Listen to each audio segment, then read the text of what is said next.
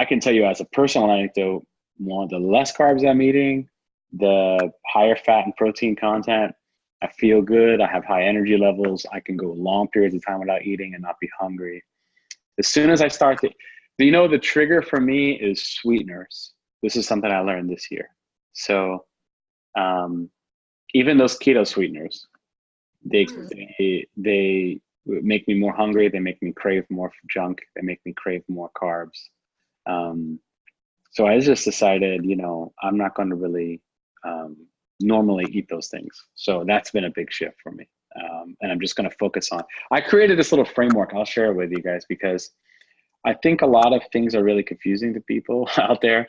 And so I wanted to create something that was pretty simple, but you would have to really understand the meaning behind why it's just a set of 4 principles to kind of live by. And that's what I've been testing this year on myself.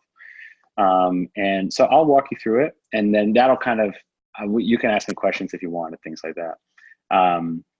I named it after my grandfather, Gerald Rusk.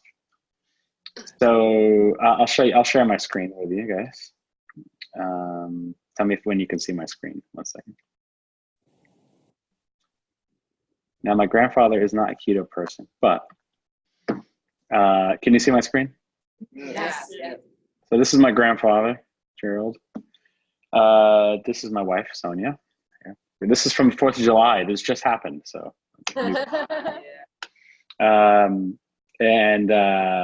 why did I name after my grandfather? Well, I thought it would be a nice thing to do. I was looking for an acronym, and I called it Relentless Uncovering of Scientific Knowledge. It's basically that the jury is out on a lot of the science, meaning a lot of nutritional science is not really science, and we can get into that if you want, but it's always about trying to uncover what the truth is about things and not settling for what just somebody tells us. So there's 4 principles.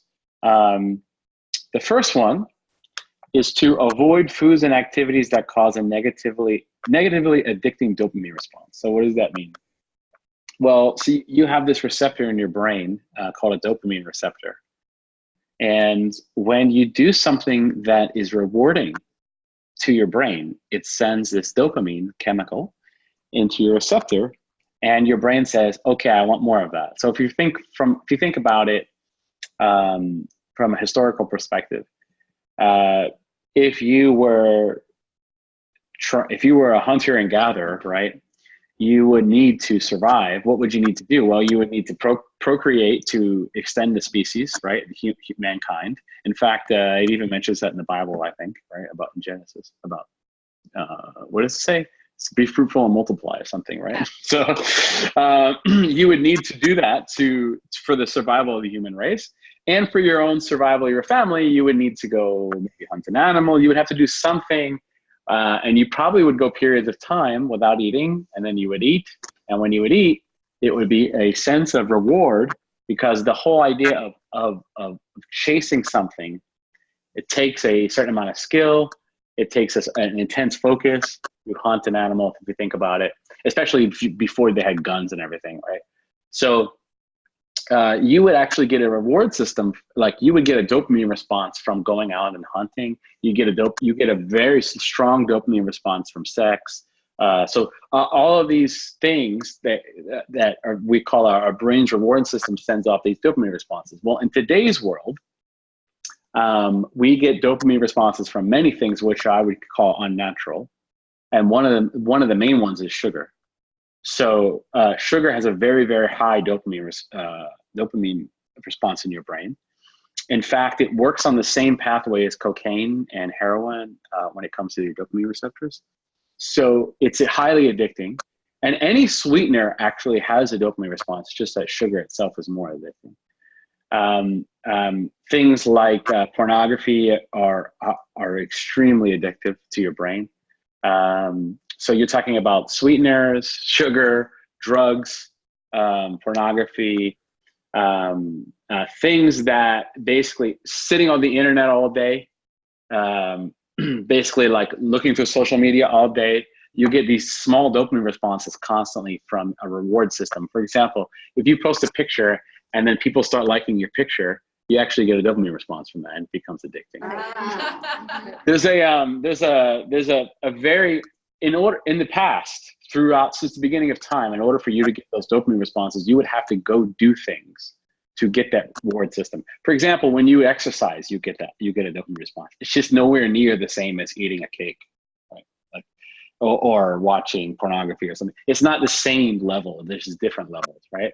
But if you were not eating a bunch of sugar, which you probably wouldn't have been in the past, or watching internet pornography because it didn't exist, right? Or going on social media all day, you would have gotten dopamine responses from running or hunting or, spending time with your wife or husband or whatever, right?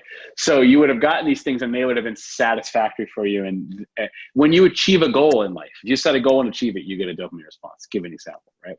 So there's positive and negative. So the principle of this is that you generally, it's not a rule, meaning it's not like you're never going to have a piece of sugar or you're never going to do something that, it's just that as a general principle, you tend to avoid foods and activities that cause a negatively addictive dopamine response. And the reason for that is because your reward system in your brain is essentially what controls your cravings. So every time you want to crave something sweet or you want junk food, it's because you're addicted because of these dopamine responses. It's an addiction. So it's more about understanding that this thing is not good for you, what you're consuming is not good for you. And if you're trying to lose weight or trying to lose body fat, consuming more food just on its own, overeating is not going to help you. It's only going to harm you. So even if you just overeat a bunch of, I don't know, it doesn't have to be bad food. It's just overeating in general is not good. So not that you can overeat one day or something, but I'm talking about if you're constantly craving food every single day, you're going to be overeating a lot, right? So you're not meant to overeat. I mean, it's unnatural actually to overeat. So basically that's the first principle. So what are things I've been doing? Well, generally I don't consume any sweeteners anymore. That's one thing. I definitely don't eat sugar. What I will do is I will only eat those things at a date. What I will say, I will allow myself to eat that thing for a day, or maybe two if it's like a weekend. Other than that, I just stick to 100%. I don't eat it. So that's what I do. It's really helped me with my cravings, with my hunger, with my ability to fully control my appetite, with my discipline. Makes things a lot easier in life, with that kind of things. Other things I've done, so I don't really, I don't do any drugs. I don't drink very much. I don't watch any pornography. I pretty much try to abstain from, I don't gamble much at all, really. So I try to abstain from these things which cause these negative dopamine releases. Yeah, sometimes social media, sometimes internet. I mean, it's not like perfect, obviously, but it's just a principle to live by. So that's the first principle. So what for foods, you're talking about obviously processed foods, sweetened, sugar, number one, and also things that are highly sweetened. So those